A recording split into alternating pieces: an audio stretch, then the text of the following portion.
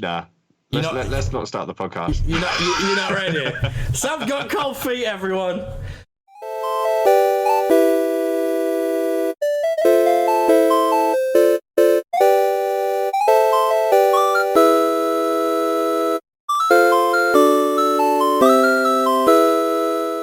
Yes, welcome to Cheat Codes Aren't Cheating. I'm Yorkshire Bother. That is Dark MCR. And and you're watching Disney Channel. I don't know how you start one. I only listen to one podcast and I don't want to copy it word for word because I have already copied the fact that he plays fucking Sonic Heroes on stream. You know what I mean? I don't want to be accused of cloning myself and becoming him. I'll start speaking in an Irish accent soon. But yes, we've got a few things on the docket today. First one, obviously, the big thing. E3 2023 is cancelled. Woohoo! Sam's happy about it. I'm not. Why are you so happy about E3 being cancelled? Do you not like E3? It's not the fact that I don't like E3. I feel that the fact that we have to wait until a big event like that to hear about any of the new games, it annoys me.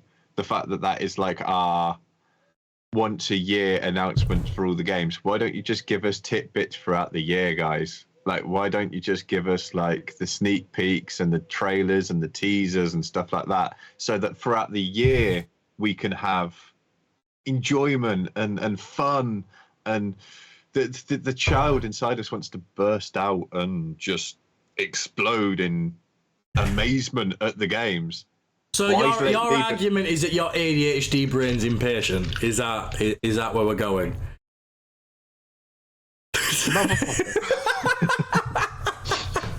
Yes, yeah, I get what you mean. I get what you mean, though. I get what you mean.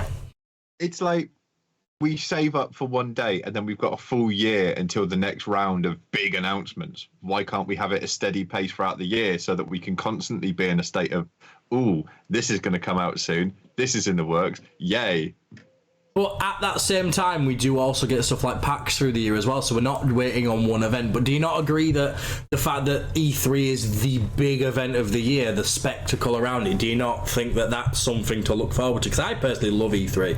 I think June is normally one of my favourite months of the year because I'm like, E3's coming, I'm going to sit down, I'm going to like give myself 3 or 4 hours to sit there, look at the new announcements and just cream and enjoy myself. Do you not see it? Does it not do it for you? Is that the reason why? I think being a Brit with E3, same with PAX and everything and TwitchCon, a lot of these things are hosted in other countries, and it's not just the fact of the event being live streamed and all of the game reveals and stuff like that. E3 was huge because it had everything for every spectrum of gamer. You could go there and cosplay, you could go there and there would be the booths, that's my enjoyment from these little festival things. It's very much like Insomnia that we have in the UK. Yeah. Insomnia had a few game reveal stuff going on, but most of the time it was the vibe. E3 for me has only been a live stream video of what the latest release is. So I don't think I understand the true hype about it, other than just, oh, we've got new games coming out in the next year. See, for me, though, the thing, I think the reason I love it so much is, like I said, because I love the spectacle around it as well, and it's something for me to look forward to. But I think, for me, there is nothing better than sitting on the edge of my seat excited when that deep voice booms and goes, world premiere. And then I'm sat there going, ooh! I'm like a kid at Christmas. I personally think it's awesome. Like, being able to sit there and be like, right, so we've got E3, and then it might be at a late time, but then I'm like, I can sit there and I can devote a few hours the next day and sit and watch them, or if I wanted to I could stream it and we could do like live reactions together and stuff like that. Like, personally, I quite like that aspect of it because I feel like you can utilize it a lot more, whereas when it's just drip feeding you through the year, I feel like so much less spectacle to it. Like, don't get me wrong, I love drip feeding. Like, you know me, the release of Jedi Survivor, I've been following that like a hawk, and I've probably watched that trailer about 6 or 7 times a day since it dropped. But I don't know. I just feel like I think it was E3 last year when I think it was E3 last year when they released the teaser for Jedi Survivor, and Cameron Monaghan came out on stage with a lightsaber, and there was all that spectacle to that. And I was like, I was just sat there. I was like, oh my god, this is the best thing I've ever seen in my entire life. And I had a great time. But no, I can get on board with your thinking with that, and I do see where you're coming from. I think it's one of those, most of the time I find out about the new trailers is from like recommended YouTube videos or the odd occasion where I do sit down. I think it's just the difference between people. I mean, it's a sad thing that it's been cancelled because, as you said, and you are one of the people, a lot of people are very happy and enjoy it, and it's one of their things they look forward to a year. However, it's also one of those that it's only really the big games that you see there. Yeah. You don't see smaller developers. I kind of have to respect Nintendo with their Direct and stuff more, because they do bring out and do show some more indie titles that have been ported over or coming out, rather than the big ones. But I do understand where you're coming from with it is the biggest spectacle with every game, every new release that has a trailer or something to show. It's shown there, and it's a weekend event. It's not just one day. It's a couple of days worth of, oh, this is coming, this is coming, this is coming. Yeah. So I can't understand that. But at the same time, I get where you're coming from about the indie games thing, because I think I think E3 has been a dying culture for a few years now, especially since lockdown and people couldn't do face-to-face. And we've seen the rise of like Xbox doing their own events and stuff. And I've noticed with Xbox, because of their Game Pass and their Game Pass partnering with a lot of indie devs, we do see a lot more coverage for indie games. Like you see showcases that are purely just indie related. And I do like that. I agree with you on that, because it gives the opportunity for smaller creators to push it out there rather than just people like E3, not E3, E3 is the name of the event, people like EA and Ubisoft and I'm forgetting the name of every single developer out there.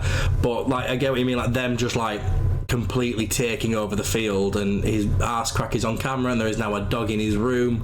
This is beautiful.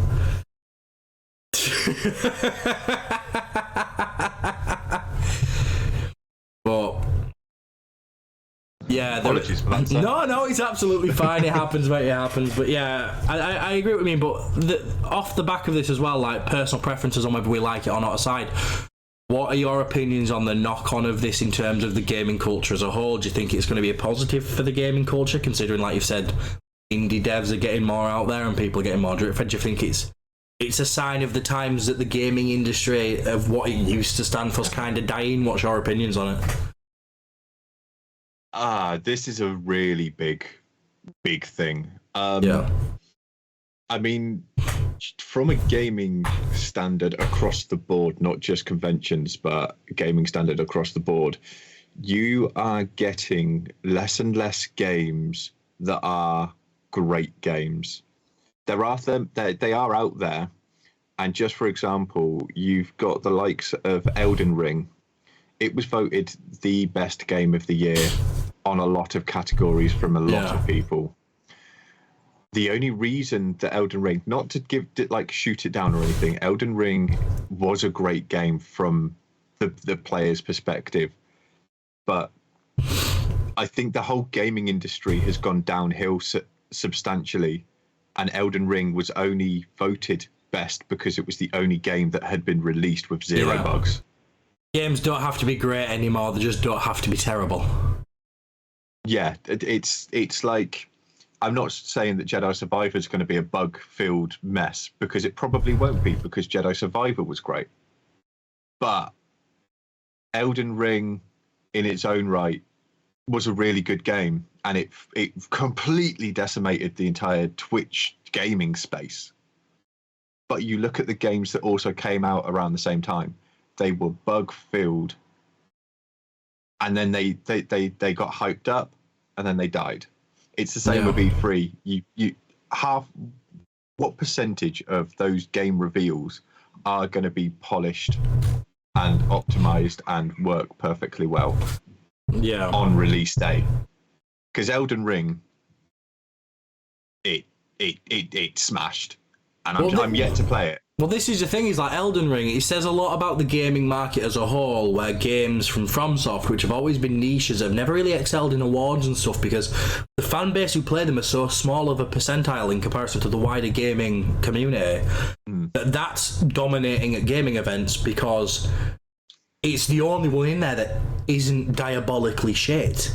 It's like the latest Assassin's Creed. I think especially a lot of Ubisoft titles recently, the ditch of linear systems to go more non-linear, so the story's taking a back seat and stuff. It's purely advertising gameplay, which, as much as I like the gameplay of stuff like Assassin's Creed and Far Cry, it's very cookie cutter of what's come before.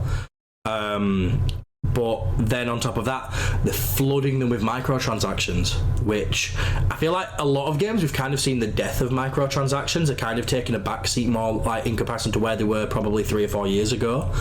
But I do feel like the fact that, like I said, Elden Ring taking awards home and stuff in a gaming event where previously stuff like Dark Souls would have been a niche and probably would have been overlooked for that reason, does reflect a lot. And the only time that actually got any sort of contender against it in terms of big AAA titles was probably when Sony dropped God of War Ragnarok, because again, it's another polished title, no microtransactions, it's a solid story, solid gameplay, solid graphics, it's everything good about the gaming industry, whereas everything else that surrounded it is mediocre gameplay, on par, average graphics, mediocre stories, because people are starting to go on the back seat with storytelling and stuff, which personally for me, as someone who loves my RPGs like Witcher and Cyberpunk and stuff like that, I love my narrative driven games. And fair enough, I won't say I grew up on narrative driven games. I grew up on shit like Sonic Heroes, you know what I mean, which the story was very much crap, as was the gameplay, as was the graphics, but it was stupid and fun. But then to look at, like, the industry come through, where you've had stuff like Dragon Age, and you've had stuff like I said, the Witcher series, and you've had the Telltale games when they took the world by storm, especially stuff like Wolf Among Us that they released. Story's so important. So the fact that we've had these games that have come with story, but the story's been half-assed, and then you've had a game like Elden Ring where no one really, unless you're like really into it and you go and search the lore, no one really cares about the story, it's all about the gameplay. And the gameplay in Elden Ring, it's good, but it's nothing amazing. The only satisfying thing of it, in my opinion, is the fact that when you beat a boss, you feel fucking amazing. I just feel like the gaming industry as a whole, like you said, is kind of, it's on the downhill, and that's why E3 is bad, because it's like there's nothing to show anymore. No, the fact is, E3 before used to be the place that you'd see all of the teaser trailers, the announcement trailers. It used to be the only place. It hadn't hit the internet anywhere. The only reason that you'd know that something may be coming up is either a hacked account at one of the big places and then the data mining and stuff from that. Nowadays, you know about the game. You know exactly what's going to be there. You know exactly what announcements are coming. You just get to see more of that announcement. Yeah. From a whole, I think the cancellation of E3, it will probably have a knock-on effect with the other events. We'll probably have a cancelled PAX at some point in the future. However, my honest opinion is it's a big part of the gaming culture, having these trade conventions with the big developers there to show off their games and stuff. And I think if we lose them altogether post-pandemic, where they saw they didn't have to hire the big venues and stuff, I think it will be a drastic loss to the gaming industry, not only from the company's point of view, which may rely on going there, having a booth, showing off their game and getting the exposure that way. I think it will also be from the consumer market, sort of like you and I, that would attend these events, that go there to view it. Us gamers, we don't particularly go on holidays, but when we do leave the house and go out and stuff, it's to these conventions, it's to these things, because it's part of our life, it's part of our enjoyment and our culture. And if they disappear off the face of the planet, it's going to be a sad loss for for gamers. Because I do feel like, because obviously we do get events and stuff, like we get the Nintendo event and we get, I don't know if that's in person, I think the Xbox event's in person and stuff, you can attend that. But I feel like the attitude towards it's different, because I know obviously with E3 it was organised by people who love games to bring gamers in, they can have a great time, like you said, a whole weekend of it, you can cosplay, there's all them different booths and stuff there, and there's a lot more to it than just the trailers. Whereas I feel like stuff like the Xbox event and the Nintendo event, they feel a lot more corporate. Like I feel like it is definitely just, we are the company, this is our product, we want you to buy it. Whereas before it was, hi, we're E3, come and enjoy what you love. There's some trailers there if you're interested, but we have so much more on offer. And I feel like that dynamic's kind of switching now, and I know it's the gaming industry's always been a business, but it feels a lot more business forward now than it used to me. I don't know if that's just because I'm getting older, but I don't know how do you feel the same, or what's your opinions on that? I would agree on that. So don't get me wrong, when I'm watching the Nintendo Direct and the Xbox event, I am on the edge of my seat for it. But I'm not on the edge of my seat to the extent that I would be watching the game trailers and the announcements at E3. Say I was in that big hall with all of the big developers showing off their new stuff. I like the Nintendo stuff. And as I said, I am on the edge of my seat. However, it's not got the same on the edge of my feet feel, at the end of my seat feel. Because you don't know what you're going to get. With Nintendo, as you said, you know it's going to be a Nintendo product released on Nintendo, or a port that's coming to the Nintendo. You know where you stand with it. Xbox, you know that Xbox it's Microsoft, it's from Bethesda, it's all the other places. You... Just hear your dog going. Your dog's got very strong opinions on E3. Yeah, it really does. He's like, fuck the lot of them. Just give me a gravy bone and a YouTube video, and I'm happy. That's probably better than half the content we get nowadays, isn't it? Yeah, it's one of those. Yes, it's corporate now, and it's sad that it's going more. Individuals are doing stuff and not these big events. But yeah, my viewpoint is, if we do lose E3 and PAX and Insomnia and all the gaming conventions, it's going to be a big loss for the gaming industry. Not only from bringing small communities, because I think when you look at E3 and PAX and stuff, and even to TwitchCon, it's not just about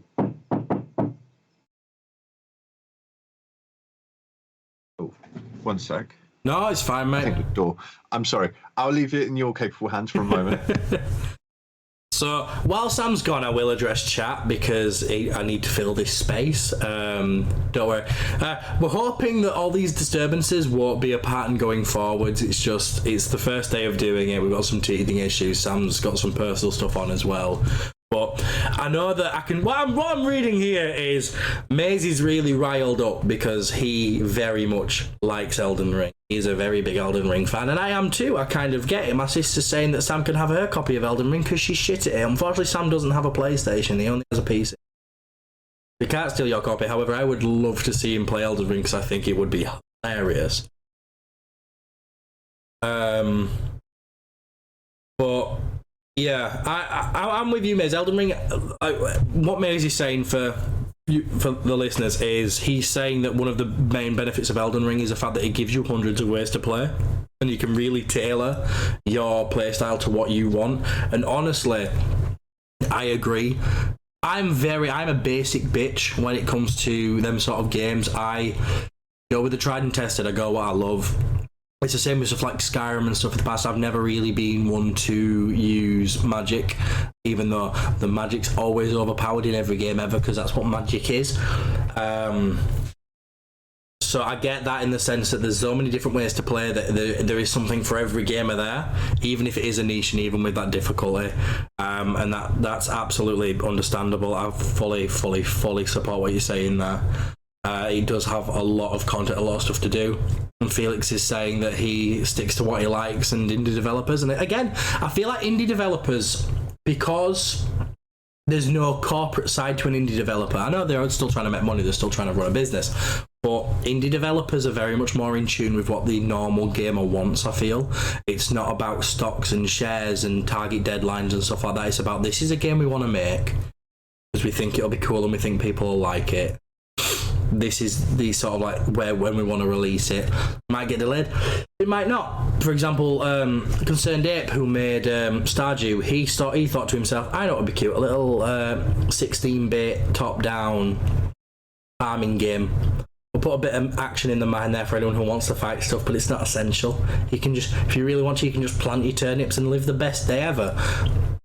And that's why that game's such a hit, because people want stuff like that, especially cozy games. I don't feel like you get a lot of AAA cozy games anymore,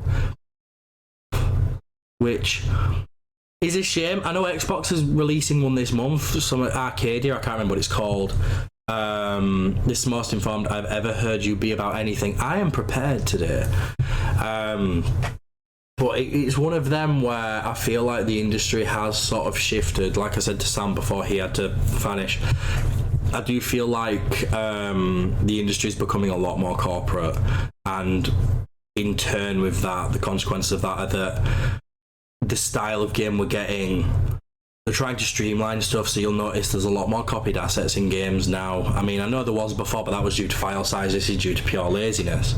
A lot of cookie cutter, like I said, cookie cutter gameplay, cookie cutter maps.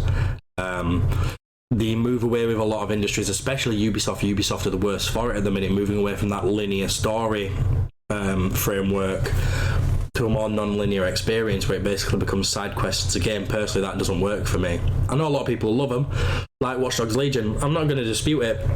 That game is fun to play, but because there's no story to keep me gripped, once I get bored of the gameplay, there's nothing keeping me there, which is a shame, because I would love to fully put Legion through its pace and beat it and finish it all, but I don't like the main story because there isn't a main story in the grand scheme of things. I love the Bloodlines DLC where they added Aiden Pierce because it brought that story aspect back, but it was the same with Watch Dogs 2. They still had the overarching story, but again, it was one of them. It was the same what they did with Far Cry 5 and 6, which was you go and you do these things, and once you've done so many of them, you get a story anchor in the game that progresses something. It doesn't really progress the world, it doesn't really progress your levels or anything, because you can do it in whatever order you want, but it's there, and it sort of goes, oh, by the way, we'll give you a bit of story now. And I feel like it's the same with Far Cry 6. However, Far Cry 6 was just more of the same. It's just I didn't really find the world that interesting, so I moved back to Far Cry 5. The only shame for me there with Far Cry 6 is I wanted more story because Giancarlo Esposito's the big bad. And I bloody love Giancarlo Esposito. I think he's one of the most beautiful human beings in the world. And whenever he's on screen, it's a delight, even in video game form, because it is his face and it is his voice and it tiny mannerisms to get right. His screen presence on anything, that man could literally be selling me milk and I'd be scared. I'll wait. We are going to go into another topic in a minute. I'm just going to wait for Sam to get back. So what's your guys' opinions in chat? We'll take some chat feedback. What's your guys' opinions on E3? Do you think it's a good thing that it's gone and we're going to like more sectioned off areas for, like, I know Xbox are getting their own. I don't know if Sony's getting their own this year. I don't think they are, because I don't think they've got much to offer. They've got a lot in the pipeline. Nothing actually coming yet. I believe Ubisoft's doing their own event. Nintendo, I believe they've already had theirs. What's your guys' opinion on? Do you think this like different format of having each section do their own events is a good thing? Would you rather have E3 back where you've got this big spectacle in June, you can look forward to it, you can sit there and watch for 3 hours and see all the new stuff that's coming and get excited? What are your guys' kind of opinions on it? Because I'm just having a look. Is there do you think some of the games are trying to hide how lacking their games are by trying to attach a celebrity to them? I think that's a very good point. I do think the use of cameos in gaming is being used more as a selling point. Like, I do think that for all I love Cyberpunk, I do think that they used Keanu Reeves as a selling point to hide the fact that on release the game wasn't brilliant. We will be coming back to Cyberpunk at some point, I know, because I know Sam's obsessed with it at the moment, so I won't talk too much into Cyberpunk because I don't want to repeat myself and just like deafen you guys. But I do think that, like, for example, I think, was it Advanced Warfare Call of Duty where they added Kit Harington, the guy who played Jon Snow in Game of Thrones, he added him to it. And again, I feel like that was a kind of thing. I feel like sectioned off areas could be better, to be fair. More events means more excitement during the months. That's a very good point. I do get where you're coming from there. I'm back. Welcome back. I'm just going through some of the chat's opinions. So we've had Sarah's just said, I want to get your opinion on this, see if you agree with me. She said, do you think that some games are trying to hide how lacking the games are? I just dropped my vape then. I'm glad I caught it so it didn't clatter. She said, do you feel like some games are trying to hide how lacking the games are by trying to attach a celebrity to them? Because we were just talking about Far Cry 5 and 6 even, and Giancarlo Esposito. Do you feel like some games are doing that? Because I know Advanced Warfare did that. That was pretty shit, and they attached Kit Harington as the villain. Same with Infinite Warfare with Kevin Spacey. What's your opinions on that? I think yes. When you look at it, you look at games like the games that have flopped and haven't done too well, like the Call of Duty Advanced and Infinite Warfare, and they attached big names hoping that they would be the selling points. But then the story was lackluster because they were relying on the celebrity aspect. But you do have games out there that really did work well, like Far Cry 3. I will always be in awe because of Voss's character and the actor that actually played him. The same with, and it's happening right now, mate. I'm telling you now, it's happening right now. I told Chat this was going to happen. Cyberpunk 2077 with Keanu Reeves. Cyberpunk, yes. But in the same aspect, though, do you think they focused a lot on the fact that Keanu Reeves is in it to hide from the fact that on launch the game? Because let's face it, the game's brilliant now. I love the game. I've always loved the game anyway, and obviously you love it now. Do you think they covered Keanu Reeves a lot more to hide from the fact that on launch that game was abysmal? I don't think they used Keanu Reeves as a hiding tactic, but I do think that when it launched and it died, Keanu Reeves was used as the poster child, like, oh, come on, guys, it's Keanu Reeves in the game. Yeah. And I think that they really used the John Wick because the announcement for it was around the same time as John Wick 1. Yeah. So seeing the big success that John Wick 1 was, and now we've just finished the 4th movie. So I think Force just dropped, hasn't it? Or it's dropping soon. With potential more happening in the future, I think it was good to have Keanu Reeves' character being a badass in the game, and it was good to have Keanu Reeves as the poster child for the game. But in some ways, yes, once it first released, they kind of hoped that Keanu Reeves could keep the hype and momentum and people playing while it was a complete buggy mess. But this day and age, it's freaking brilliant. Yeah, it is amazing now. But as Felix says, the fact that it had Keanu Reeves, yes, it was unnecessary. They could have created a completely brand new person that you fell in love with. Like, for instance, Jackie. In the very beginning of the game, you meet Jackie. That is a character that I built a bond with from the moment we started interacting. And that, to me, feels better for the gaming industry. Building up a rapport with a character that is brand new to the space. It's not based on anyone. It is a complete brand new character. And you're like, well, that character build and development and stuff was freaking incredible. Yeah, but I think the thing with Keanu Reeves though is I don't think they don't want you to build that same relationship you did with Jackie. Like they've said in interviews, the reason they made Johnny Silverhand, Keanu Reeves' character, such an asshole in that game is because he's such a beloved person. They were like, we need to balance it out. He's one of those characters that you love to hate because it's Keanu Reeves. Yeah, but we're seeing that again now with because obviously they've got the Phantom Liberty DLC coming out. They're hooking onto the fact that Idris Elba is one of the lead side characters in the Phantom Liberty DLC, and my concern is have they blown their entire budget on Idris Elba like they did with Keanu Reeves, and is it going to be unpolished again when the DLC comes? Because I know RPGs have their issues, every DLC. Witcher was the same, another CDPR project, which, you know me, I love Witcher. I've got the tattoo on my arm. But them games, when they come out, they're buggy. And they are, and that's fine. Games have bugs, especially in today's age. At least it's not another Oblivion or Fallout New Vegas. Fallout New Vegas, I can't even finish because there's bugs in there that they've never patched. You know what I mean? But do you worry it's the same thing again? I think the fact that they're clawing into Idris Elba for the DLC, I think it's a bad move, and I believe it's kind of the way that the gaming industry is going with developers. They are crutching on the biggest names, because obviously Idris Elba was in the forefront when the James Bond talks were going on. Yeah, Idris Elba was the guy at the front of the list that everyone was going, yes please, yes please, yes please.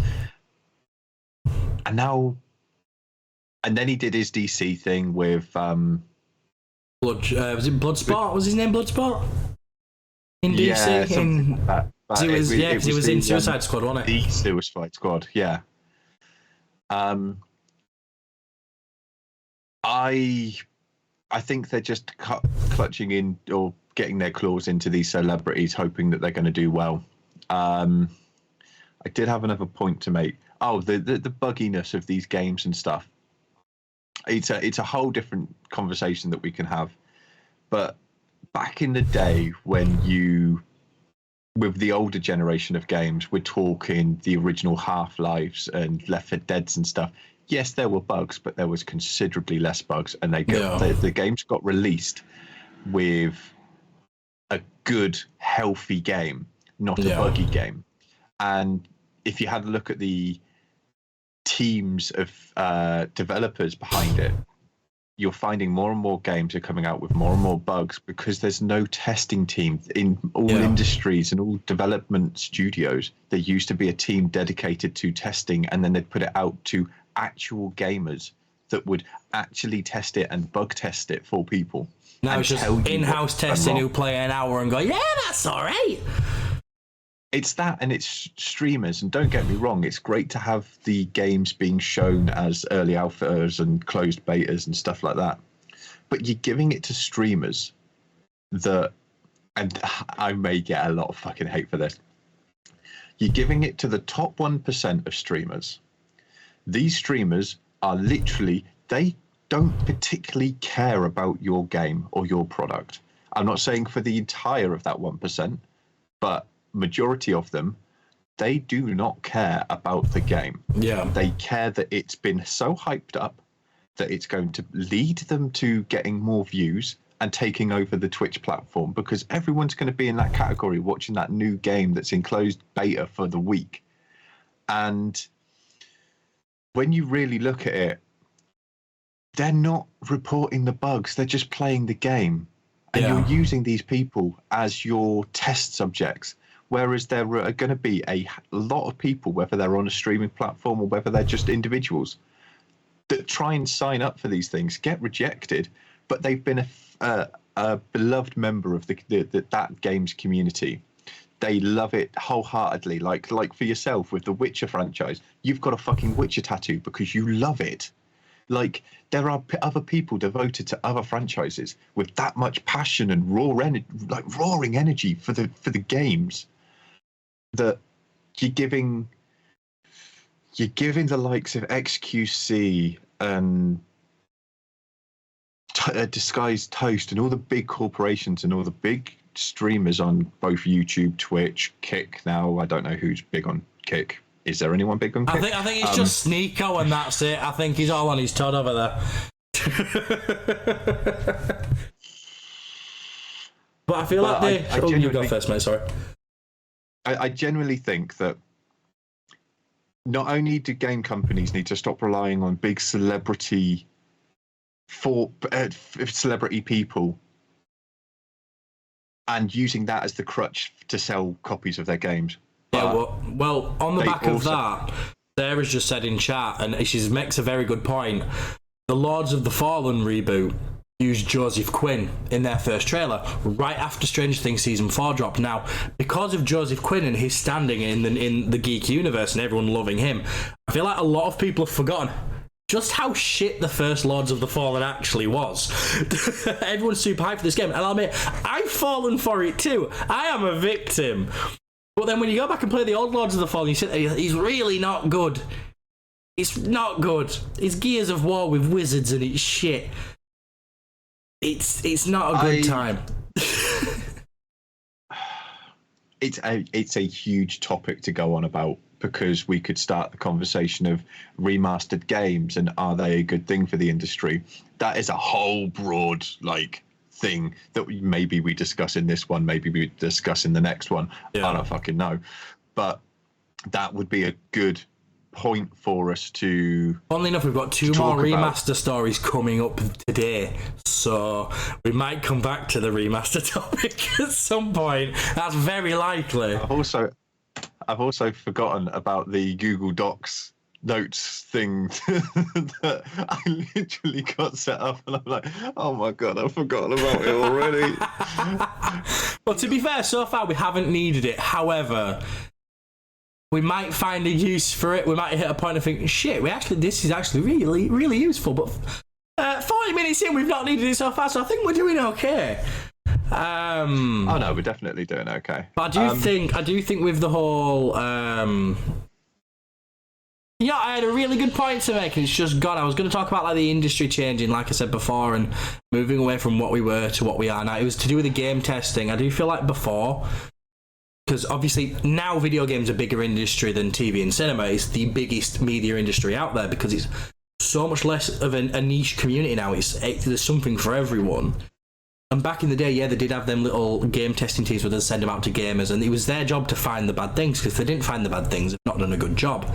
Whereas now, like you said, they send them out to the big streamers for media and coverage and stuff like that. They send them out to streamers that have large communities, and it's probably going to affect the sales. And that's what it's all about. It's not the question. The goal of achievement isn't did you find bugs. It's how many sales did you get us? And I do feel like that's the issue, because not only is it a profit for the company, playing these new games is a profit for these streamers. It's a business for them as well. And I feel like a lot of them are too scared to say anything bad, because we've seen it in the past. So people like Angry Joe, when he gives a bad review about a game, and he gets blacklisted from getting any more copies of them, and that can affect a streamer's. It can affect a streamer's whole revenue, because if they're not getting these big games from devs because they've been blacklisted, that's going to affect their own income. And I think that fear of being alienated by the industry for giving an honest review and telling people, no, don't buy this game because it's a mess, isn't healthy for either side. Personally, I don't think it is. No.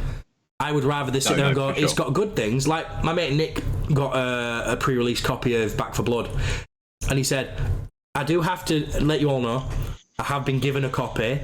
I like it. It's fun, but. That was what we need. We need more of that. I think we need to. I think with game developers in this day and age, following on from your comment, game developers need to stop using these crutches of the big streamers for sales and stuff, and actually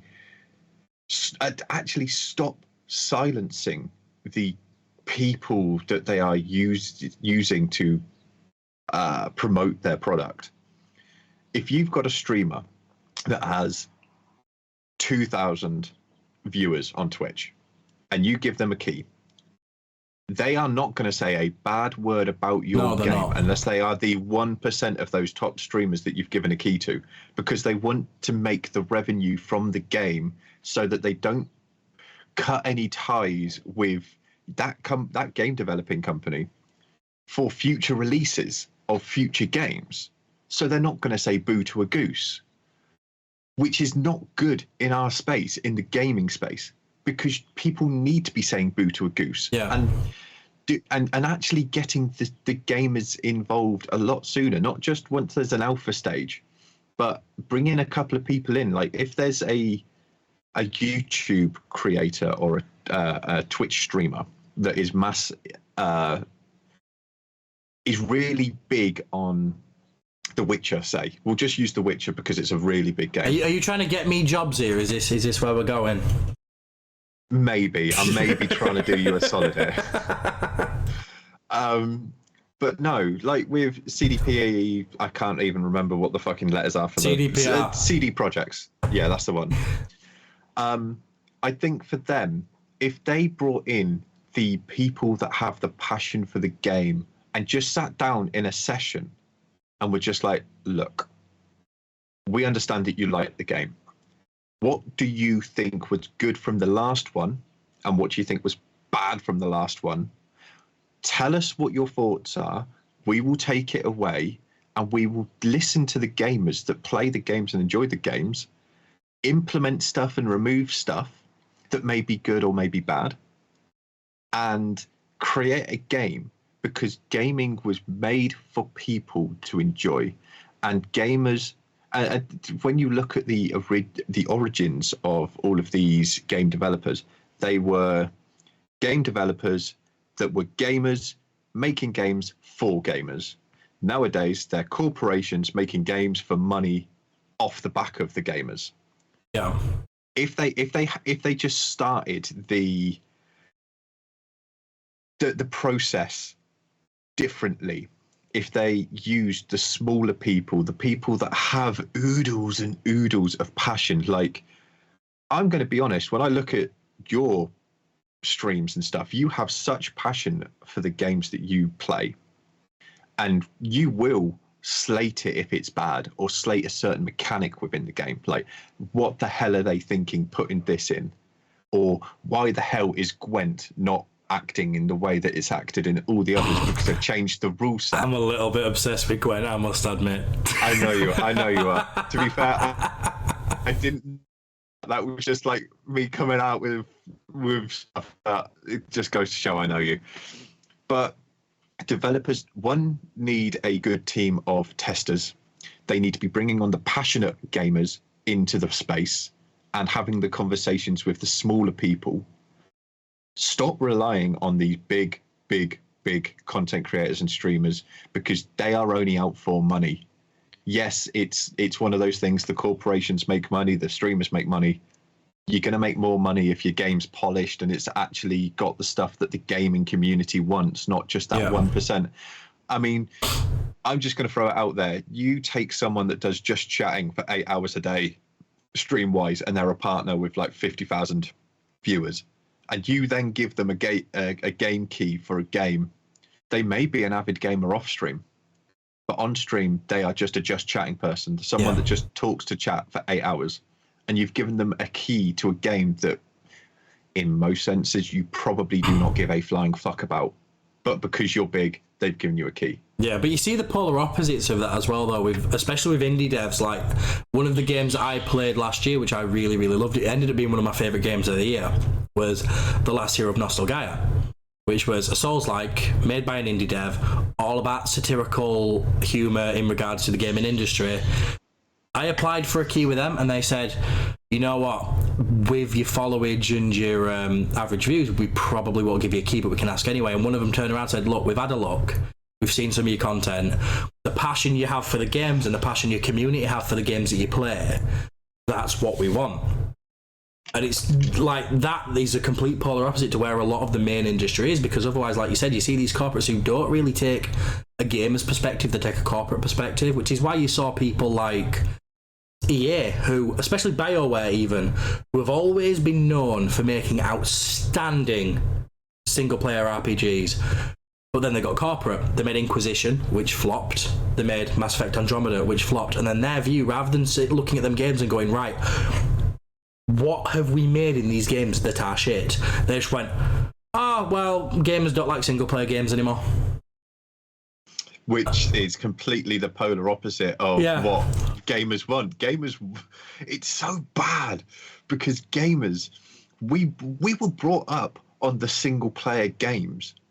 Multiplayer was, for me and you at least, multiplayer was a foreign concept until you met the stages of like this Xbox 360 and PlayStation 3. Well, that's the thing. The only time I really played multiplayer was, I remember as a kid, I used to go around to my mate's house because I used to stay at my grandma's a lot because both my parents worked. And he was over the road. He had the original Xbox with 2 controllers. I'd go around there, and my first experience of multiplayer gaming was like sitting with him and playing Halo 2. That was a special occasion. My bread and butter was single player games, and I think that's the same for a lot of people until, like, unless you were someone who could regularly access LAN parties. But when LAN parties were around, I was still a child, man. I'm only 24, I'm still a bairn, you know what I mean? But so I didn't really get a chance to access the sort of LAN party culture, because by the time I was old enough to get into that, like you said, the Xbox 360 was there. I was more onto online gaming, but I wouldn't say that's ever been like, there's never been a precipice where online gaming's took over. I certainly like my multiplayer games, but you give me a single player game any day and I'd sit down and play it. See, that's the same for me. Like, my first involvement of multiplayer was Halo 3 multiplayer online, and I loved it. And don't get me wrong, I still love multiplayer games, but I'm 27 now, and gamer rage is a thing. I'm just going to be honest, gamer rage is a thing. And I used to play a shitload of Apex and Fortnite and Call of Duty, and then Call of Duty multiplayer, like Warzone and multiplayer. Yeah. But I will still play those games, but I've lost the love for them. What I want now is a good single player game that is going to eat up like hundreds of hours. And I will use the example of Skyrim. When Skyrim first dropped, I remember being in a small town with my mum and my sisters. They were getting their eye tests done, and there was a game store right across from the Specsavers. I remember my mum dealing with my sister's eye appointment and stuff. And I was like, I'm going to go over to game and I'm just going to have a look at all the games. Yeah. Skyrim, an entire wall, like 2 meters by about 3 meters of a wall, was there with Skyrim branded. I was looking around, but I'd always go back to Skyrim. And I remember my parents, well, at least my mother, going, okay, come on, we're going. And I pleaded and begged my mum, can I have this for Christmas? I promise to you and to Dad, if you get him on the phone, that I will play the absolute hell out of this game. And it was the first game that, under the pretense that I wasn't to play it once and then just put it in the bin, because it was a brand new game and we were a small family quite a large family on a small income. It was a real treat. And I promised them I will play the absolute shit out of this. And Skyrim is the only game that I have done 4 full playthroughs of, doing everything 100%ed, doing it different ways. I literally lived on that game for about 3 years on my Xbox 360.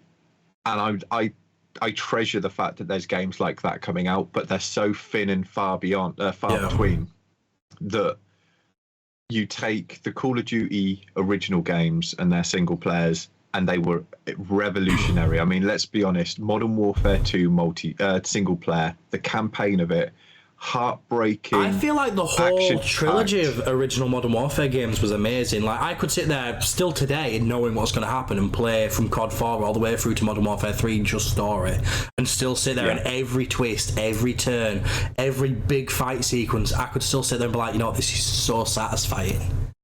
Yeah, but you then look at the newer Call of Duty games and the campaigns have got shorter and shorter, with less gripping content within them, and you now got 6 hours of single player and the rest has been focused on multiplayer. Now I understand from a corporate view, multiplayer is where it's at. You put your microtransactions and your loot boxes and shit like that on, and your custom skins, and that's how you make your money for giving it for a cheap price, all free in Warzone's perspective.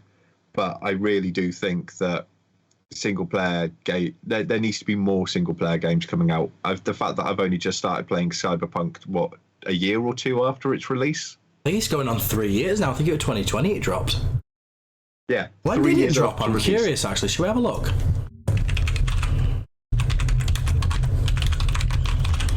It released December 2020. It's 3 years ago.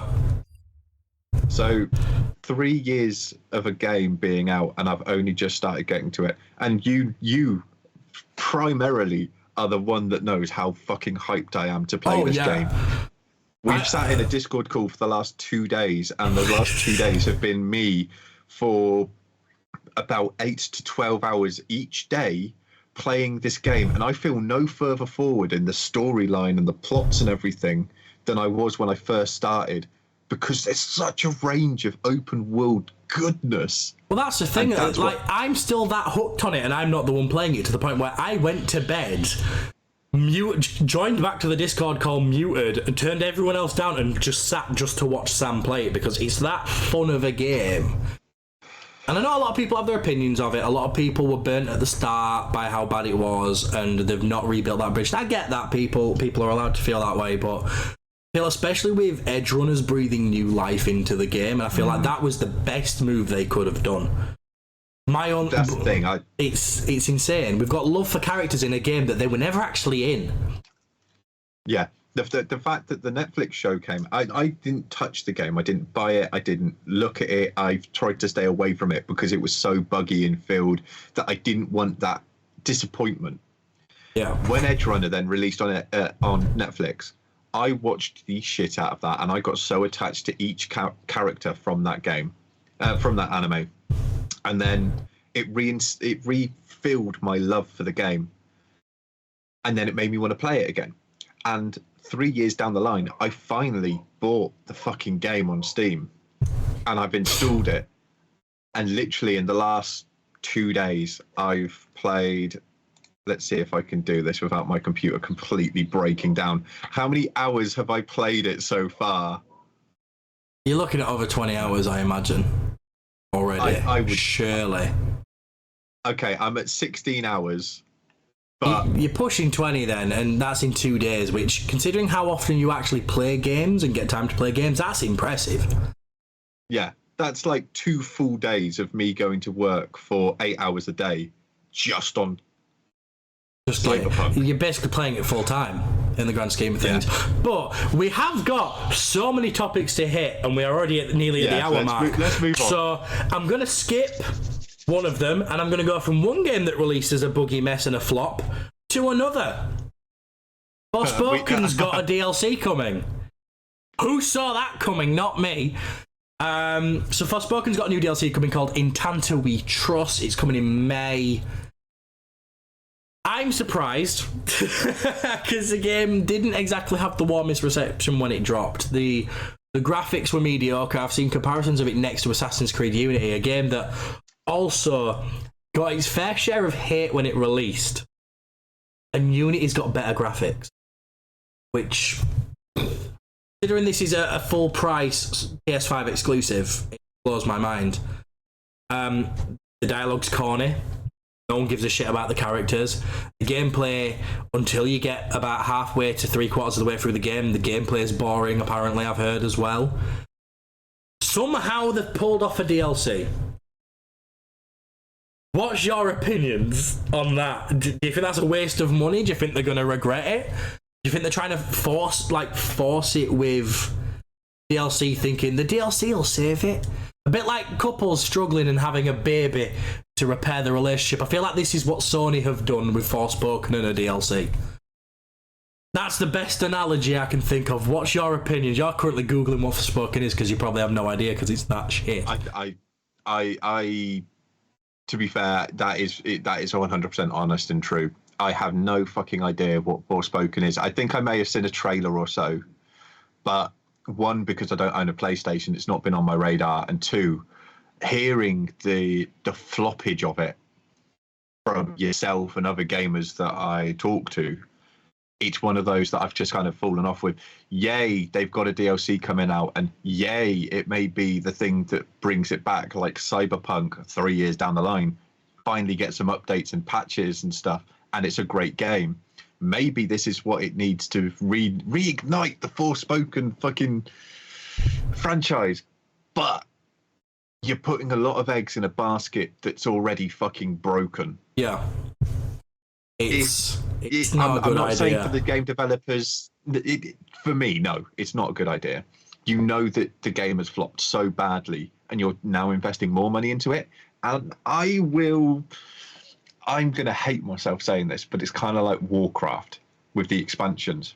You're going to rile up some feathers here, mate. You're going to rile up some feathers here. I do not hold any of Sam's views. Please don't come after me. Carry on, Sam. You've got Warcraft, which had really good expansions, but then from a lot of people's perspective, it had a lot of bad expansions.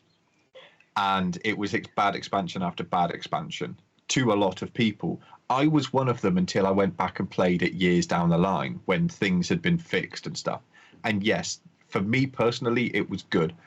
But you're beating a dead horse with those sorts of things. With Warcraft, I kind of think that it was going to be the death of Warcraft after the last couple of expansions. They were shit. But then I played them back again once everything had been released and the story had progressed more and more. And it was great. But for Forespoken, a brand new title that's come out and everything, you're fighting against the likes of Horizon and God of War and the other reboots of franchises and the brand new games. These hard-hitting IPs that already have a foundation, are already beloved, already have a solid core gameplay that they've already locked down. And then you've got this where I feel like you're right. I feel like they are trying to do a Cyberpunk and thinking maybe the DLC will save it. But the difference is Cyberpunk spent 3 years being one of the most hated games in the industry. They grafted with it. They rebuilt it from the ground up and got it working. New AI engines, new lighting engines, everything. And only then, after that and loads of free content, only then did they sit there and go, right, here's a reasonably priced DLC. Yeah. Whereas this game's gone, oh yeah, we know a game's shit, but here, I don't know how long it's going to be. 5 more hours of content? I don't know. I don't think they've revealed how long it's going to be. But the thing is, if they were really trying to kind of reignite the franchise and say, please stick with us and please give us time to work out the kinks with our game. And if they offered that DLC as free content, I am up for that. Not because yay free stuff, but because they're like, look, we understand that there's a lot of people that have paid full price for this game, and it was shit.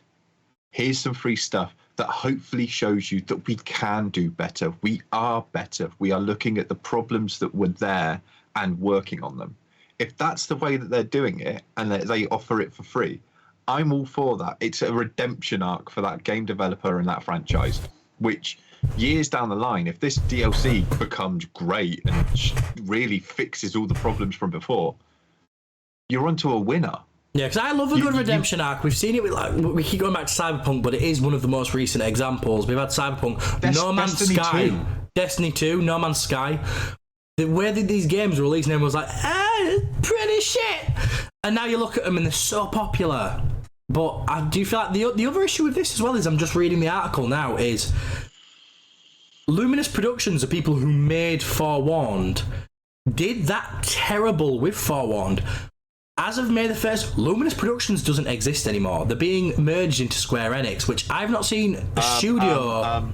Can I just correct you? You were saying Forewarned, the indie Egyptian ghost hunter-y game. Forspoken, sorry. Forspoken. Sorry. They're so similar. Confused, Forewarned is still there, guys. And next community night with myself and Yorkie, it's going to be amazing. We will play some Forewarned and show you how great it is. But Forspoken, however, Forspoken, the devs, Luminous Productions, get merged in Square Enix, which I feel like that's a dangerous move, merging that when a DLC's on the horizon. That is ballsy. That could fuck them That's a completely. big topic, though. But I wonder, the whole fact of smaller developers being merged into bigger developers. It's, for me, and I will only touch on this briefly, a small developer that's trying to make its way in the world, creating a title, and then just being absorbed into another company or being bought out by a bigger company, it's destroying the industry. Yeah, well, I think with Luminous Productions, I'm not sure, please someone correct me if I'm wrong, but I think Luminous Productions was an offshoot of Square Enix to begin with anyways. So I don't feel like it's the same as like an indie dev being absorbed. I've not seen anything like this since, I don't know if you remember when Borderlands: A Pre-Sequel dropped and the Australian offshoot of Gearbox. That game flopped so much that the Australian, they all got fired and they just merged it back into normal Gearbox. The Australian branch of Gearbox does not exist anymore because Borderlands Pre-Sequel flopped so hard, which was a shame because I personally really like Pre-Sequel. But me too. This game, not so much. But I do feel like that's a ballsy move, though, to get rid of the developer as they're releasing a DLC. But I don't know if that's because Luminous Productions, if it flopped, I don't know if they'd be dead. Well, they're already dead in the water, let's face it. But I wonder if that would be the straw that brought the camel's back if they were standing on their own 2 feet when this happened. I feel like that might soften the blow of poor sales of the DLC as well. I don't think the DLC is going to bring it back from the dead. No, I think there are game franchises that have done it well and it has been revitalized and brought back from the dead. But I think I use the analogy again, it's beating a dead horse. Yeah. That franchise, as sad as it is, because it could have been really fucking great. And really, I must admit, when I do look at the trailer, it looks like a great game. But it's one of those, you're beating a dead horse now. It's done. You've tried to release it. It's not done too well. If you invest any more money into this, you're going to die as an actual development team. Yeah, well, I feel like Forespoken is going to be this generation's cautionary tale in a similar way to how Anthem was for previous generation. Yeah, that was. Which was a shame with Anthem, though, because where Forespoken fails, I feel like Anthem actually succeeded. The gameplay was great, the gunplay was great, the graphics were fucking outstanding. It was just a lack of content. I'll tell you what, if you're talking about that sort of stuff, Titanfall was one of those franchises, which was a polar opposite, because Titanfall 1 was primarily multiplayer based with a shit single player. Then Titanfall 2 got released. You're like, why the fuck are they continuing it with it when Titanfall didn't do too well in the grand scheme of things? Titanfall 2 comes out with a great gripping storyline and a great multiplayer online, and people are saying, look, Anthem's going to be the new Titanfall. No, Titanfall is in a league of its own. It's very much like Destiny 1. Fantastic. Destiny 1... Again, another franchise. Destiny 1 was a great game. Loved every single aspect of it, from DLCs to like the original game. Then you had the likes of Destiny 2 release. That flopped. But what they did was they knew that they could be better and they listened to people. And then the DLCs for Destiny, it's one of the biggest games for this generation at the moment. Not as big as Call of Duty or Fortnite or whatever, but it's a really big game. And with the storyline of it and everything, they're doing so well with it. And it was like they took that dead horse, they brought it back to life, and they've kept it going. And I know that it's an unpopular opinion because people will say it's bad. No, you shouldn't play it.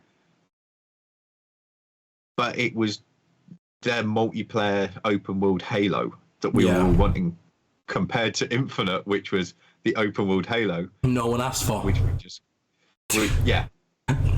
I've still not played Infinite. Franchise. Still not played Infinite. But I've heard really mixed bag reviews about it.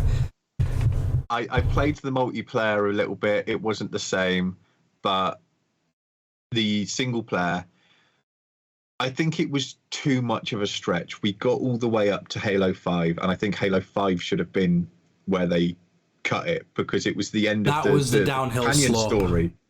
Yeah, it was the perfect end to the duo companion story of Master Chief and Katana. Yeah. And the story that's been going throughout.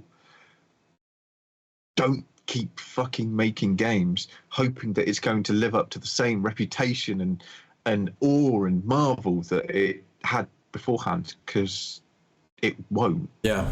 Move on to the next game franchise. It's like Gears of War as well. Gears of War, I loved the campaign up till 3. Didn't really play 4 or 5. Really do need to get into it.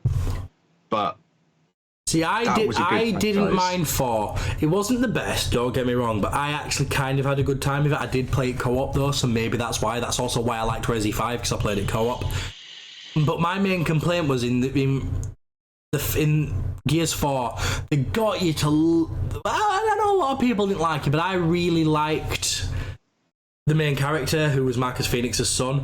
He wasn't perfect, but then he had, like, they give him in the first section of Gears 5, they give him kind of like a character redemption. He actually gives him some depth, and he's an interesting character, and it's like, oh, he's interesting now, but surprise, the tutorial's over, he's dead.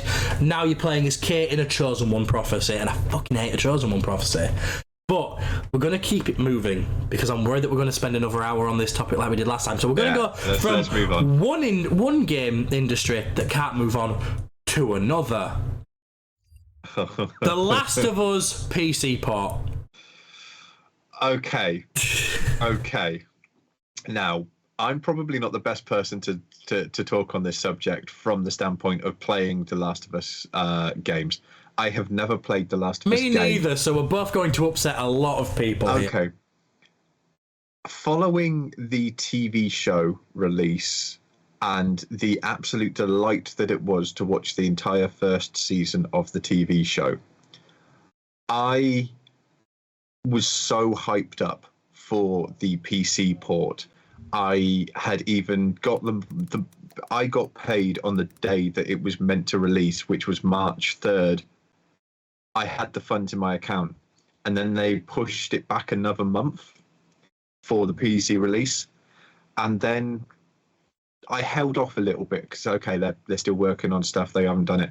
When it finally released and heard that it is a complete bug-filled, unoptimized mess, it saddened me, because it's one of those franchises I want to get my teeth stuck into, because everyone I have spoken to that has played it has said that it was one of the best games. And if it's anything just like the TV show. The chat, look at that character in the middle. How can you not love that face? It's... Please tell me that's the Ellie as Grogu. No, that's the bushy-eyed, really low-res poly Joel from the PC port. But the PC port is fucking terrible. It runs your CPU usage and GPU usage at like 100%. The graphics don't work. The map's invisible half of the time. Syncing's off. Everything's just broken. I don't understand. This is what I really don't understand. You've got, and this is something completely taken away from The Last of Us being bad, to you've got the two big game developers or two console developers, Microsoft and PlayStation. PlayStation does really good single player games, but we barely get them over on the PC platform.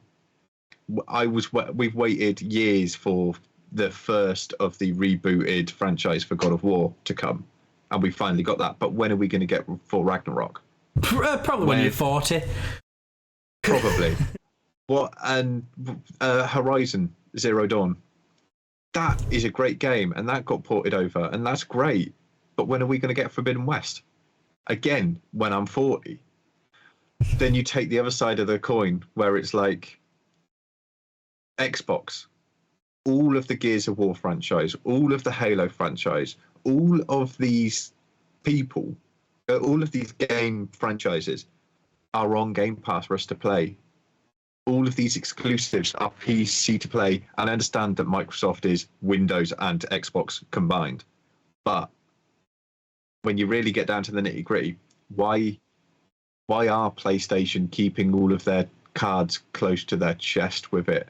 Yeah, why aren't they broadening their horizon? When you look at the different sides of it, it's like you said, you're waiting forever for the PlayStation ports to come, and then when you do get them, most of the time they're awesome, but how long have you guys been waiting for Last of Us, and this is what you get given? Whereas you look at Xbox, where Game Pass, it can be played on a Steam Deck on the go, it can be played on a console, it can be played at a PC. Games like Microsoft, games like Minecraft that they own can be played on PlayStation, Switch, mobile, Xbox, PC. It can be played everywhere. It's the most sold game of all time, I believe, as well.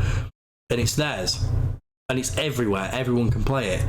And I do feel like when you are waiting this long for a port, and then this is what they give you, regardless of the other titles you've been given. It is kind of like kicking you while you're down in a way, I do think. Yeah, no, for sure. It's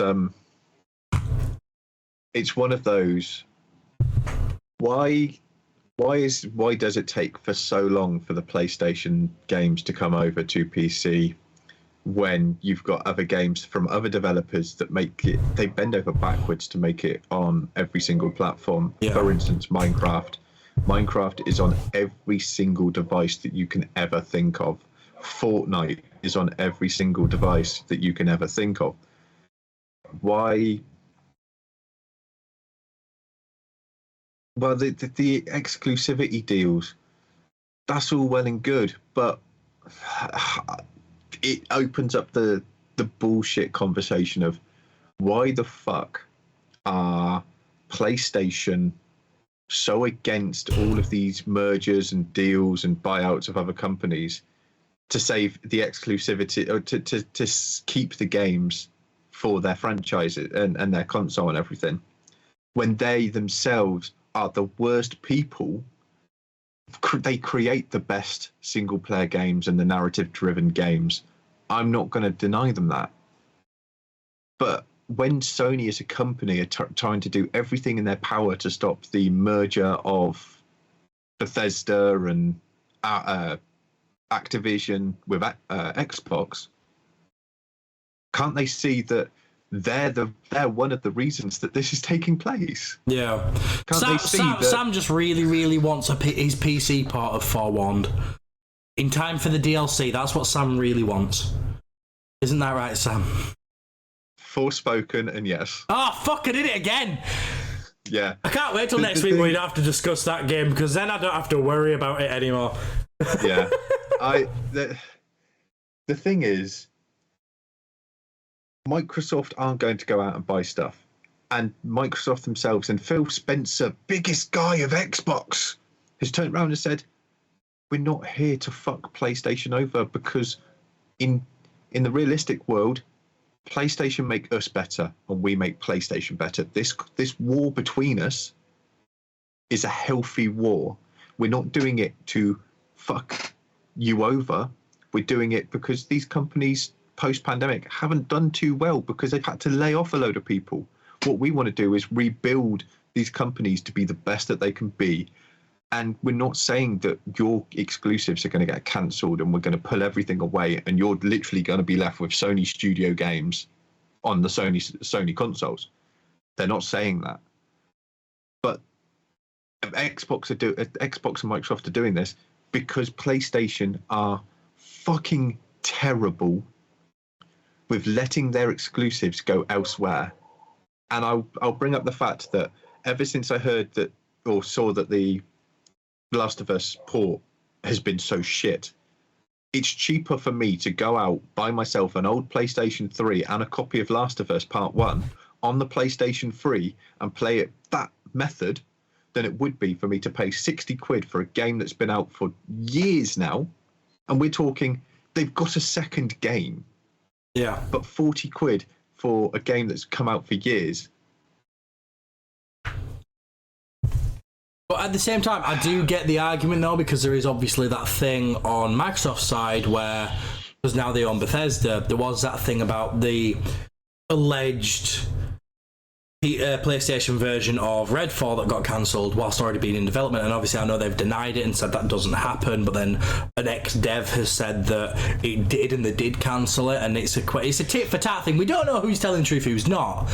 But it does very much feel to me like it's just an ex-dev who's been fired, who's got bad blood and thought, I know, I'm going to stir the pot. But if that is true, I do also get PlayStation's view there, where if a game is already in development, fair enough, they have every right to cancel it because it's Microsoft property, but if the game's already in development and coming for a platform, it's a shitty thing to do to cancel it if people have already worked on it. The thing is, that's where contracts and everything come from. That's why PlayStation would have agreed when Redfall was started development that they were going to get a copy of them. In a similar way to what they did with Ghostwire Tokyo, in writing.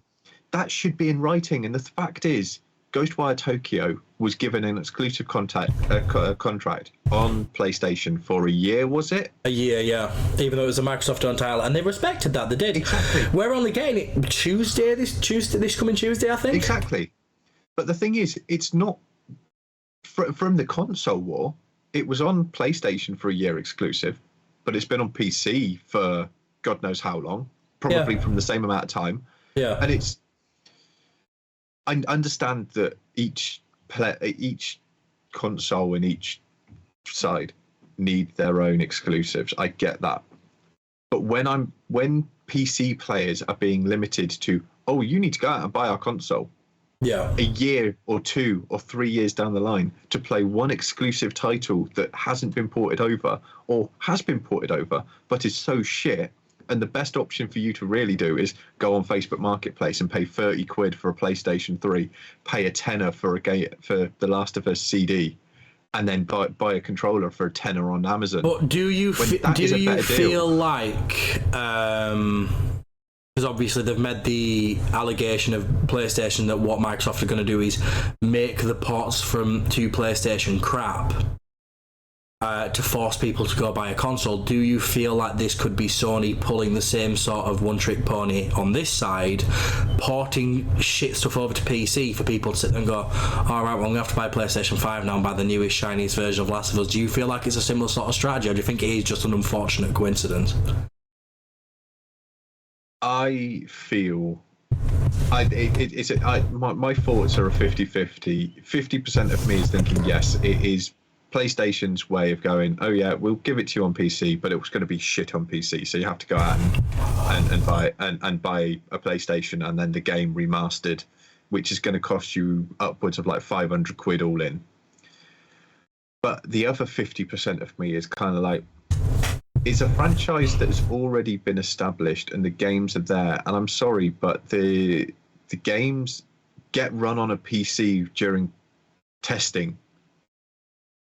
Yeah. You look at the background of all developers and they run on some sort of Linux, Mac, or Windows machine as the first ground, and then they start converting the code for PlayStation for PlayStation consoles.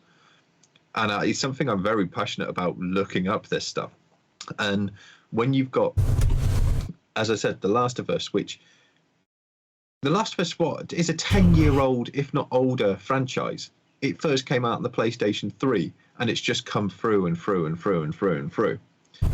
So why the hell is it so badly ported? And I think the reason that it's so badly ported is because the team that's doing the porting doesn't know why they're porting it. They don't have the passion to port it because it's an executive company with developers. It's not the gamers.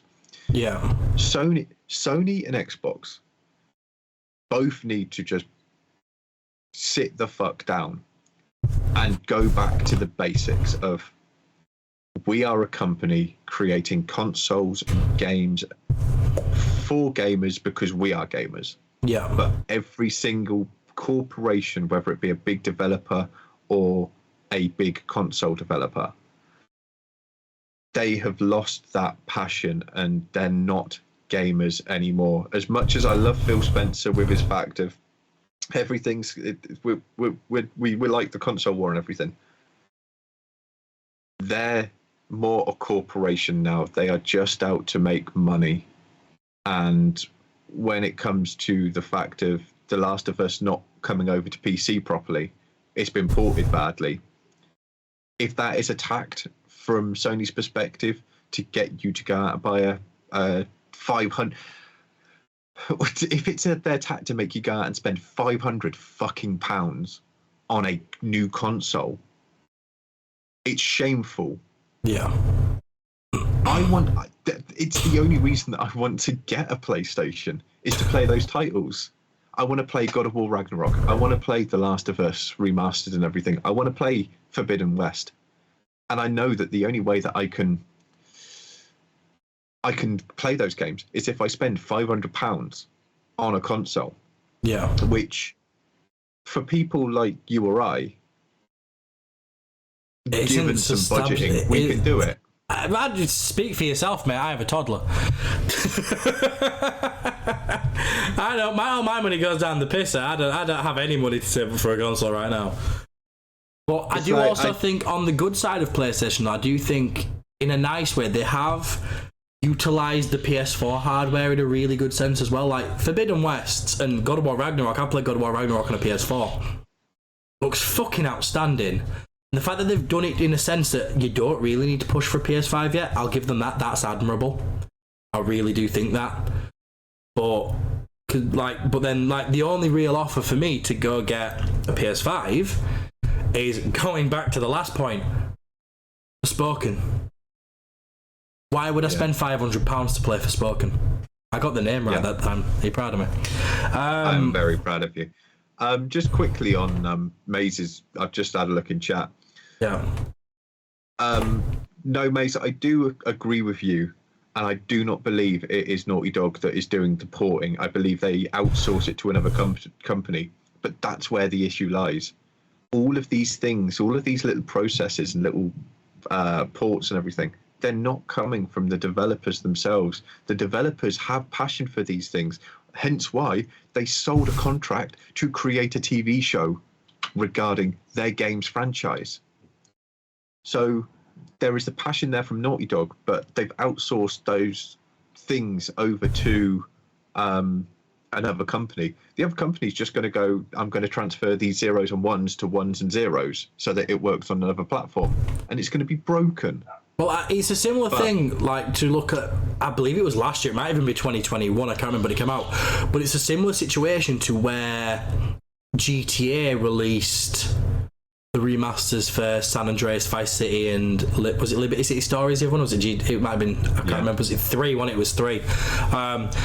And rather than just port the actual games, they outsourced it to the people who made the mobile versions of it, and the mobiles were a port of a port already, and then they ported that back onto consoles, and it was shit. The hate they got when they released, they were unplayable.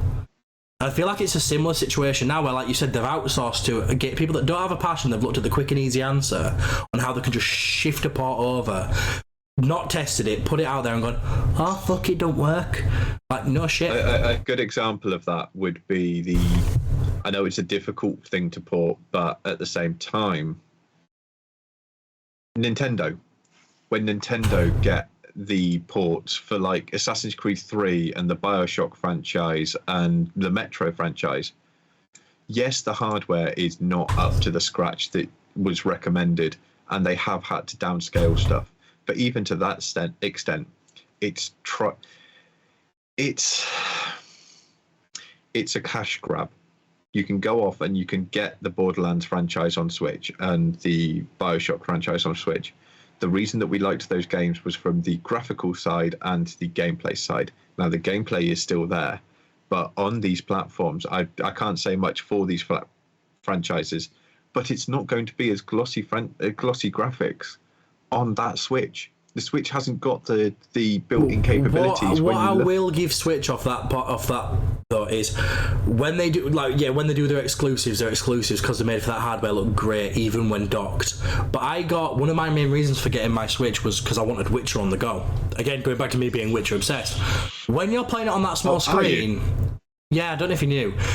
When you play, no, you don't give off the vibe, mate. I mean, I just thought that was some scribble on your arm. That's actually my Chinese order. But yeah, no, like when you play Witcher 3 on a Switch, on the actual Switch itself, it looks good, man. I'll give it that. It looks really good. It's when you dock it that it suffers.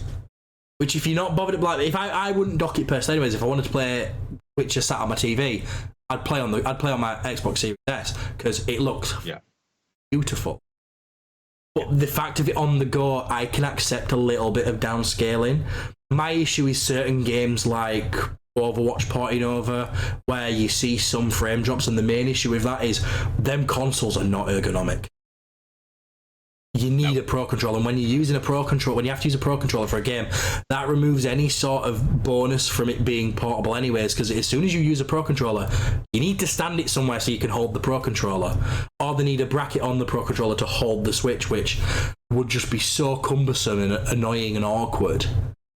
But I didn't know that Borderlands was on Switch. I'm going to be picking them up when I get paid because I fucking love Borderlands. So the games on there are the Game of the Year editions of Borderlands, Borderlands 2, Borderlands pre-sequel, and you can buy it as a pack. It's usually on sale for about $17.99. Yeah, I couldn't see Borderlands 3 being on there because I struggled on that on an Xbox One X. The frame drops on that was unbelievable. Like, I had that game and I couldn't play it for the first 5 months of having it until I got my new Xbox because it couldn't handle the game. So I couldn't see 3 being on Switch at all. But circling back round to the topic, The Last of Us PC port, I'm upset by it because I was so hyped, and if it had been released and it all came out perfectly fine, you wouldn't see me on Cyberpunk. You would see me just getting delving straight in with both feet and getting my claws wrapped into The Last of Us. But because the PC port has been such a shocking disaster with bugs and just unoptimization, it generally does upset me. Yeah, but I feel like from a company like Sony with such a high-profile title like The Last of Us, it should have been better. The game deserves better. And the fact that if you Google The Last of Us, it's not coming up with the PC port issues, it's coming up with how much of a success the show was. Yeah. It's annoying. It's masking. Has dwindled, diminished what... Yeah, the TV show has diminished the PC's port, which was meant to be like, oh, we're going to make it so all gamers can play on it, minus like Xbox players. It should have been a celebration, but it's more of a spit in the face, which is such a shame because I've not played the game. Well, I have. I've played the tutorial of The Last of Us. That's as far as I've got with it. I don't even think I've seen a clicker yet in that game, but just playing that tutorial, it feels fucking amazing. The gameplay is amazing. I've seen the story because I've seen someone play it from start to finish. The story is amazing. The world building's amazing. The characters are amazing. That game is a work of art. And fair enough, in today's standard, I would argue that the game's kind of average. Back when it released, it did something and hit notes in people's heartstrings that no game had hit. It was a work of art. Yeah. When it first released, it was revolutionary because it was on that old. Yeah, it was revolutionary when it first hit the PlayStation 3 because it was a PlayStation 3 exclusive when games were becoming something truly spectacular, and then it's just gone further and further and further and further beyond to the point where. I'm going to use this, and I coming out with it like fresh off my mind. With The Last of Us as it currently is, it's like a picture of a guy sat in a massage chair getting a massage, like a back massage, and really enjoying it, at the same time being kicked repeatedly in the shins. And so there's a small child at your feet kicking you in the shins. And are you making digs at me getting a massage chair for my living room? I feel like this is a dig at that. Why would I be giving? Why would I be digging at you when that is literally going to be where I'm living? That's the only reason you're coming round to my house at the end of the month is to use my massage chair. As soon as you've done that, you're fucking off home. I fuss about you and the friends that I've made along the way.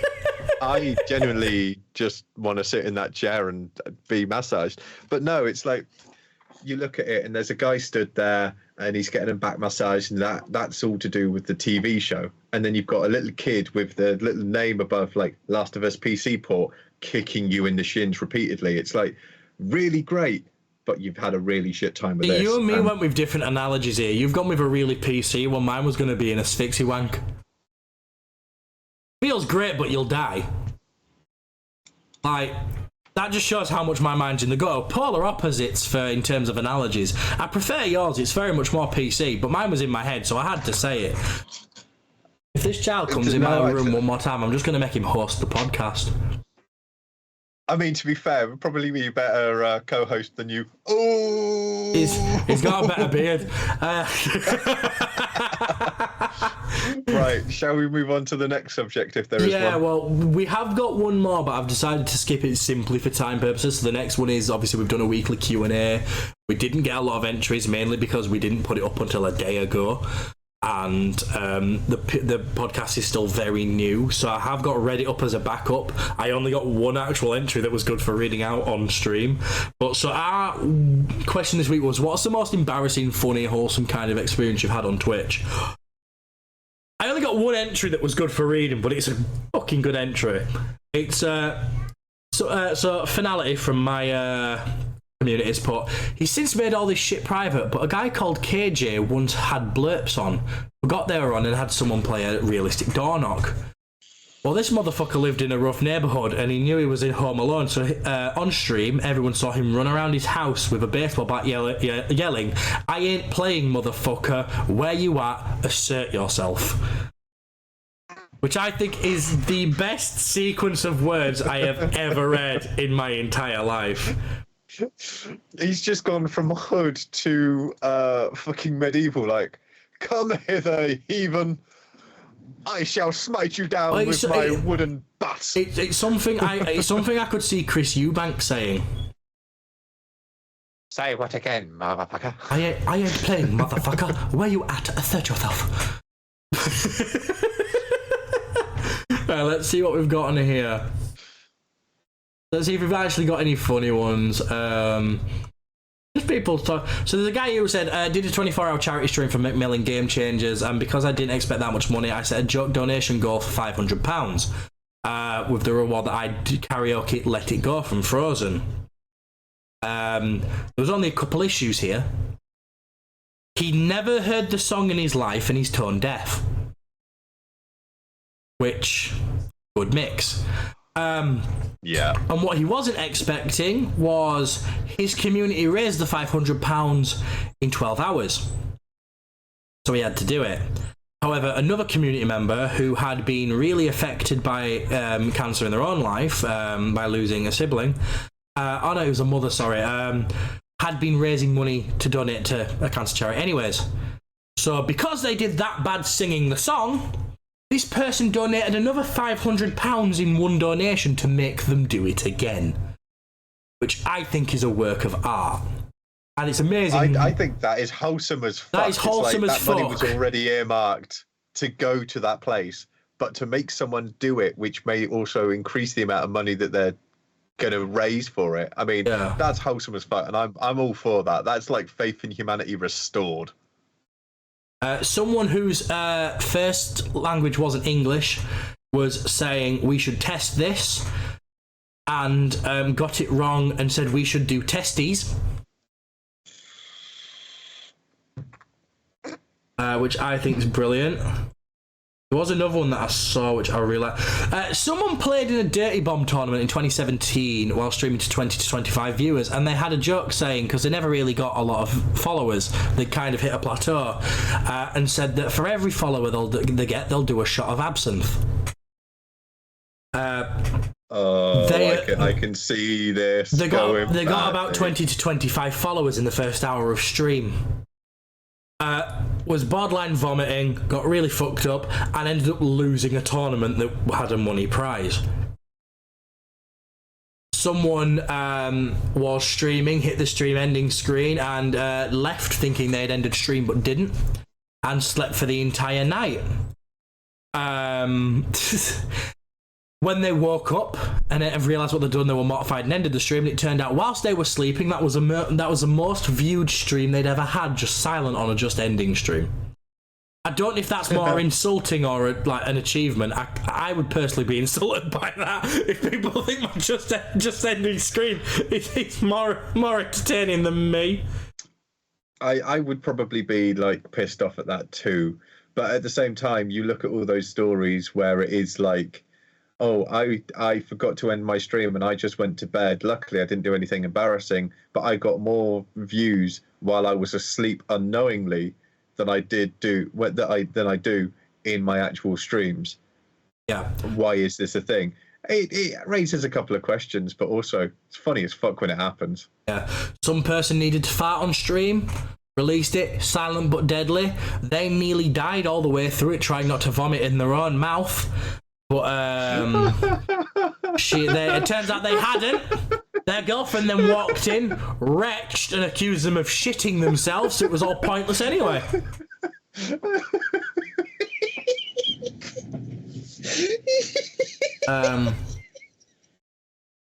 Someone was talking about rap. Someone was talking up. That's proper killed Sam as a silent but deadly one. It's funny because it's true. You know that time when you farted and you're disgusted in yourself. It's like, okay, this is gonna be fine, and you fart, and all you can do is it lingers, and it's like tickles your nostril, and it's like, oh my god, I've done it multiple times. I don't want to be on this planet when that happens. I've just seen one here, Sam, that literally happened to us at the start of this, which is not a lot, but today my co-host on my podcast said my bum crack was showing, which was you when you opened your door and your ass crack was on show. I did see one. Yes, I did tell you, but I don't know if you heard me. I can't find one now, but there was one I saw earlier which really made me chuckle, which was a guy whose English wasn't his first language, and they were talking about music, and he was on about how he really likes rap music. However, like I said, English wasn't his first language, and the dude went on a 20-minute talk about how he loves rapists. And had no idea. And it wasn't until someone corrected him and said, I think you mean rappers. And he's like, oh shit. And then he realised what he'd said. Now, I have an embarrassing story of my own. I have more than one, face it. But I had the time I broke my chair, where I was sat there, I was wearing a full suit because I'd just come back from work, and I felt sexy as fuck. I still had my long hair, I looked beautiful, and I was busy having a really narcissistic section where I was just saying, oh yeah, I look beautiful, yeah boy. And then the leg on my chair snapped. And all you saw was me disappear sideways, the first thud as I hit the bed, and then the second thud as the chair slid out from under me and I hit the floor. And everyone thought it was hilarious, but what actually happened was the chair snapped in a way that meant that when I went down, I cut my leg open. It wasn't bad, but it fucking stung. And yeah, all I heard was, oh, that's my chair broken. And then I had to disappear for 5 minutes whilst I took a broken chair downstairs, brought up a dining chair, and then sit there with a bad back, which then hurt for 2 weeks after because I really twisted awkwardly. And yeah, they still roast me about that to this day. It's everyone's favourite clip. You deserve it though. You deserve the roast. Yeah, my sister was devastated because she bought me that chair. Sarah, you know what? I'm going to make his life a misery at the end of the month, and I will bring it up every chance that I get so that he feels uber, bad about it. I think the only, embarrassing times I've had was being in VR on 2 different occasions and punching my monitor to the point where I got so mad that I punched it so hard that my monitor broke. I was playing, I think, Blade and Sorcery or something. And I was just, yeah. And I swung to the extent that the hardest part of this, the Quest 2 controller hit the center of my screen, or one of my screens. And the spider web that just came from that threw me completely off. There was also the time there's a couple of times. There was the time that I was so tired in VR that I had fallen asleep in VR for an hour and a half.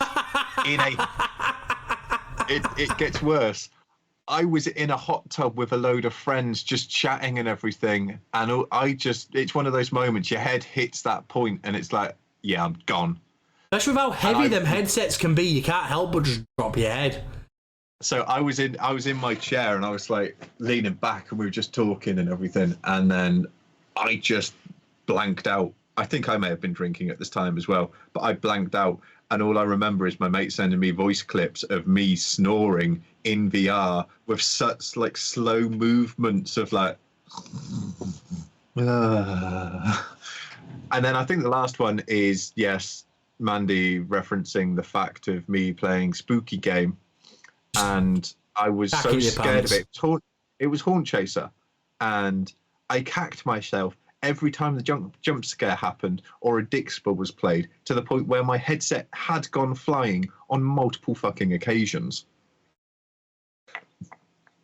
I've got one here that says, I was fiddling with my settings in my stream software once and accidentally went live for about 4 hours without realising.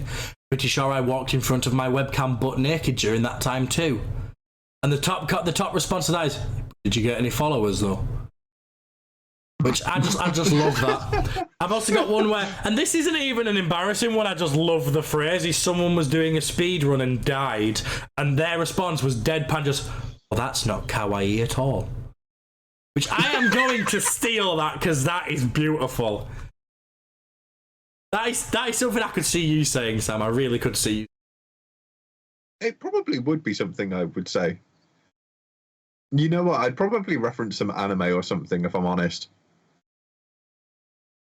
I mean, there was that time when I was doing a stream in drag and I was wearing a dress and I said thick thighs, brown eyes and a whole lot of penis and caught my leg up on the desk and gyrated, and I'm pretty sure people saw up my dress.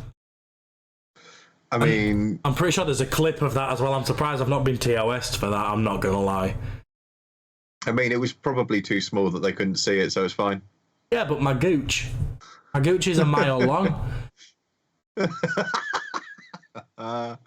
Oh god. Oh no, not me, but Darksy DePhil, I think I'm saying that right, accidentally streamed themselves masturbating. That's bad. That is bad. I don't know how I feel about that. My sister's just put in chat, I forgot on my PS5 you have to press the button on the remote to mute the mic. The amount of online games I've been on where people have probably just heard me talking shit and eating and then just go, oh fuck. Sarah, I was thinking that was going to go in a completely different fucking way. I genuinely thought that it was going to be like, oh yeah, I went off to have a little bit of fun times and forgot to mute my mic. So everyone in the Call of Duty Warzone lobby has heard me having the fun times. Oh no. I've got one and the fact that that's your sister. I've got one here of someone who was new to streaming and apparently their chat, they'd not figured out how to like docky chat on their streaming software. So they didn't know that anyone was talking and they forgot that scenes were a thing, so they did an entire 4-hour stream of League of Legends using only their face cam and no gameplay. That's got to be gutting. It was Sarah that wrote the masturbation comment. I was playing Mafia 3 last night and forgot about the pin-up collectibles right in the middle of stream. Boom, naked titties, and stream ended and VOD deleted. That's bad, because I don't think that's one of the, I know Witcher they let it slide. I know there's like a nudity setting on Cyberpunk, but I don't think Mafia has that. That's bad.